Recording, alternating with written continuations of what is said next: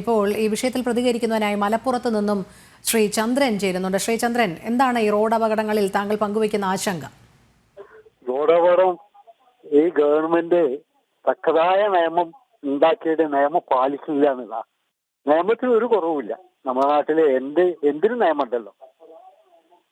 എല്ലാ നിയമങ്ങളും ഇവിടെ പാലിക്കില്ല എന്നുള്ള ഒറ്റ തെളിവാണ് ഇതല്ല. നമ്മുടെ മലപ്പുറം തിരൂർ റോഡ്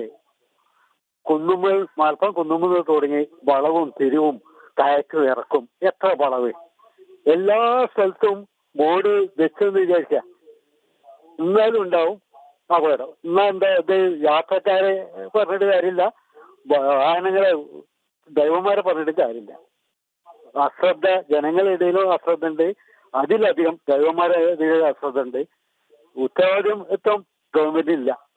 ഈ വകുപ്പിൽ ഗവൺമെന്റിന് ഇല്ല, ഉത്തരവാദിത്തം ഇല്ല എന്നുള്ളതിന് ഒറ്റ അപകടങ്ങളും അബദ്ധങ്ങളും വരുമ്പോൾ ഉണരും. അതെ, തീർച്ചയായും അപകടങ്ങൾ വരുമ്പോൾ മാത്രം ഇത്തരം ചർച്ചകൾ മുന്നോട്ട് കൊണ്ടുപോയിട്ട് കാര്യമില്ല.